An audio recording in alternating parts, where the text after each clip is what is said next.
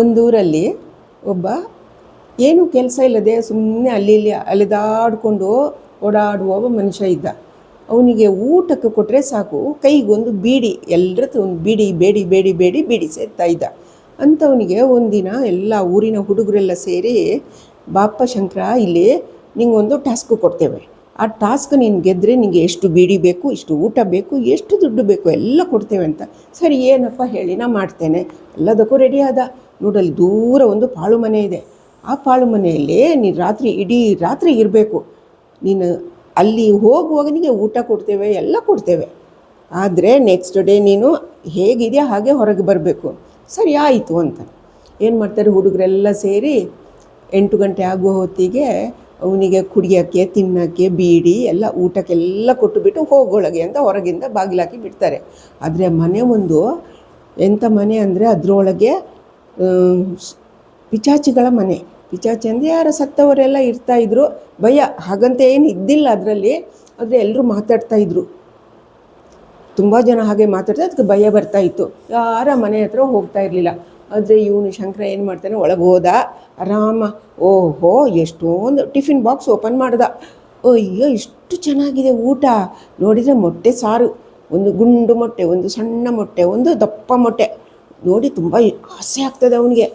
ಸರಿ ಏನು ಮಾಡೋಣ, ಫಸ್ಟು ಊಟ ಮಾಡಿ ಆಮೇಲೆ ಮಲಗ್ತೇನೆ, ಆಮೇಲೆ ನೋಡ್ಕೊಳ್ಳೋಣ ಅಂತ ಬೀಡಿ ಸೇದಿ ಊಟಕ್ಕೆ ಕೂತ್ಕೊಳ್ತಾನೆ. ಒಂದು ಗುಂಡು ಮೊಟ್ಟೆ ತಗೊಂಡು, ಆಹಾ ಏನು ಗುಂಡಾಗಿದೆಯಾ, ನಿನ್ನನ್ನು ಈವಾಗಲೇ ತಿನ್ನಬೇಕಂತ ಆಸೆ ಆಗ್ತದೆ.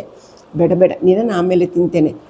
ಈ ಕಡೆ ಇನ್ನೊಂದು ಉದ್ದ ಮೊಟ್ಟೆ ನೋಡಿ, ಏನು ಉದ್ದಕ್ಕಿದೆಯಾ, ನೀನು ಚೆನ್ನಾಗಿದೆ, ಈಗಲೇ ತಿಂತೇನೆ. ಅದನ್ನು ಬದಿಗಿಟ್ಟು ಇನ್ನೊಂದು ಗುಂಡಗಿರುವ ಮೊಟ್ಟೆ ನೋಡಿ, ನೀನು ಏನು ದಪ್ಪಗಿದೆಯಾ, ನಿನ್ನನ್ನು ತಿನ್ನಬೇಕಂತ ಆಸೆ ಆಗ್ತದೆ ಅಂತ ಹೇಳಿ 3 ಮೊಟ್ಟೆ ಸಪ್ರೇಟ್ ಇಟ್ಟು ಅನ್ನ ತಿನ್ನಲಿಕ್ಕೆ ಶುರು ಮಾಡ್ತಾನೆ. ಆದರೆ ಮಾಡಿ ಮೇಲೆ, ಅದು ಆ ಮನೆಯ ಮಾಡಿ ಮೇಲೆ ಅಂದರೆ ಅಟ್ಟದ ಮೇಲೆ 3 ದೆವ್ವಗಳು ಕೂತಿರ್ತವೆ. ಅವು ಯಾವಾಗಲೂ ಅದರಲ್ಲೇ ಇರೋದು, ಯಾರಿಗೂ ತೊಂದರೆ ಕೊಡ್ತಾ ಇರಲಿಲ್ಲ. ಆದರೆ ಅದರಲ್ಲಿ ಸಹ ಒಬ್ಬನ ಹೆಸರು ಗುಂಡು, ಇನ್ನೊಬ್ಬನ ಹೆಸರು ಸೊಣಕ್ಲ, ಇನ್ನೊಬ್ಬನ ಹೆಸರು ಕುಳ್ಳ ಅಂತ ಇತ್ತು. ಅಯ್ಯೋ, ನಮ್ಮನ್ನೇ ತಿಂತಾನೆ ಇವನು, ಯಾವ ಮನುಷ್ಯಪ್ಪ ನನ್ನನ್ನೇ ತಿಂತಾನೆ, ನಮ್ಮನ್ನು ತಿಂತಾನೆ. ಅವರಿಗೆ ಭಯ ಬಂದುಬಿಡ್ತು. ಅದಕ್ಕೆ ಏನಪ್ಪ ಮಾಡೋದು, ಇವನು ಏನು ಮಾಡ್ತಾನೆ, ತಿರ್ಗ ಮೊಟ್ಟೆಗಳನ್ನು ನೋಡಿ ನಿನ್ನನ್ನು ತಿಂತೇನೆ ಅಂತಾನೆ. ಆವಾಗ ದೆವ್ವಗಳು ಮೇಲಿಂದ, ನಮ್ಮನ್ನು ತಿನ್ನಬೇಡಪ್ಪ, ನಿನಗೆ ಏನು ಬೇಕು, ಕೆಳಗಿಳಿದು ಬರ್ತವೆ.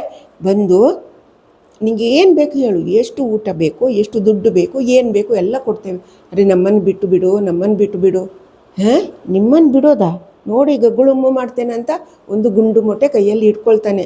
ಆಮೇಲೆ ಬೀಡಿ ಸೇರ್ತೇನೆ ಇನ್ನೂ ಸ್ವಲ್ಪ ಅಂತ ಮೊಟ್ಟೆ ಅಲ್ಲೇ ಇಟ್ಟುಬಿಟ್ಟು, ಬೀಡಿ ಸಿದಲಿಕ್ಕೆ ಅಲ್ಲಿ ಸ್ವಲ್ಪ ಅವರು ಕುಡಿಯೋಕ್ಕೂ ಇಟ್ಟಿದ್ರು. ಅದನ್ನೆಲ್ಲ ಕುಡಿದು ಸುಮ್ಮನೆ ನಿದ್ದೆ ಬರುವಾಗೆ ಆಗ್ತದೆ. ಆದರೆ ಒಂದು ಮೊಟ್ಟೆ ತಿಂದಿಲ್ಲ. ಆಗ ಅವ್ರು ಏನು ಮಾಡ್ತಾರೆ, ದೆವ್ವಗಳು ಬಂದು 3 ದೊಡ್ಡ ಗೋಣಿ ಚೀಲದಲ್ಲಿ ಅವನಿಗೆ ಅಷ್ಟು ಚಿನ್ನದ ನಾಣ್ಯಗಳು, ಆಮೇಲೆ ದುಡ್ಡು, ಅವ್ನಿಗೇನು ಬೇಕು ಸರ ಅದು ಇದು ಎಲ್ಲ ತಂದು ಇಟ್ಟು, ನಮ್ಮನ್ನು ತಿನ್ನಬೇಡ, ನೀನು ಇದನ್ನು ತಗೊಂಡೋಗು, ನಾವು ಏನೂ ಮಾಡಲ್ಲ, ಅದಕ್ಕೆ ಇಲ್ಲಿ ಯಾರೂ ಬರಲ್ಲ, ನಾವು ಇದ್ದೇವಂತ ಅವ್ರಿಗೆ ಗೊತ್ತಿಲ್ಲ, ನಮ್ಮನ್ನು ತಿನ್ನಬೇಡ ನೀನು ಅಂತ. ಅವಾಗ ಅವನಿಗೆ ಏನೋ ಯಾರ ಮಾತಾಡೋದು ಕೇಳಿಸ್ತಾ ಇದ್ದಲ್ಲ. ಆಯಿತು, ನಾನು ತಿನ್ನಲ್ಲ, ಏನೂ ತಿನ್ನಲ್ಲ ಅಂತ ಹಾಗೆ ಮಲಗಿಬಿಡ್ತಾನೆ ನಿದ್ದೆಗೆ. ಬೀಡಿ ಸೇದಿ ಅಲ್ಲೇ ಮಲಗ್ತಾನೆ.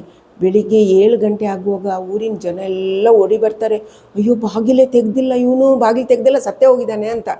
ನೋಡಿದರೆ ಅವನ ಮೆತ್ತಗೆ ಎದ್ದು ಬೀಡಿ ಸೇದ್ಕೊಂಡು ಈಚೆ ಬರ್ತಾನೆ. ಬೀಡಿ ಸೇದೋದು ತಪ್ಪು ಅಂತ ಅವನಿಗೂ ಗೊತ್ತಿಲ್ಲ, ಯಾಕಂದರೆ ಅದಿಲ್ಲದೆ ಅವನಿಗೆ ಜೀವನ ಇಲ್ಲ. ತಂಬಾಕು ಸೇವನೆ ಒಳ್ಳೆಯದಲ್ಲ ಅಂತ ಎಲ್ಲ ಕಡೆ ಇದೆ, ಎಲ್ಲ ಹೌದು, ಆರೋಗ್ಯಕ್ಕೆ ಹಾನಿಕರ ಅದು. ಆದರೆ ಬೀಡಿ ಸೇದ್ಕೊಂಡೆ ಹೊರಗೆ ಬರ್ತಾನ. ಎಲ್ಲರೂ ಇವನಿಗೆ ಏನೂ ಆಗಿಲ್ಲ, ಆರಾಮ ಬರ್ತಾ ಇದ್ದಾನೆ.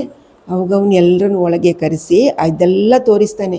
ನೋಡಿ, ಈ ಮನೆಯಲ್ಲಿ ಇಷ್ಟಿದೆ, ನಮಗೇನು ಮಾಡಲ್ಲ, ಇದನ್ನು ನಾವು ಎಲ್ಲರಿಗೆ ಹಂಚಿಕೊಂಡು ಊರಿನ ಒಳ್ಳೆ ಕೆಲಸಕ್ಕಾಗಿ ಉಪಯೋಗ ಮಾಡೋಣ ಅಂತ ಹೇಳಿ ಊರಿನ ದೊಡ್ಡವರನ್ನು ಕರೆಸಿ ಎಲ್ಲರಿಗೆ ಹಂಚಿ ಇಡೀ ಊರಿಗೆ ಒಳ್ಳೆಯದು ಮಾಡ್ತಾನೆ.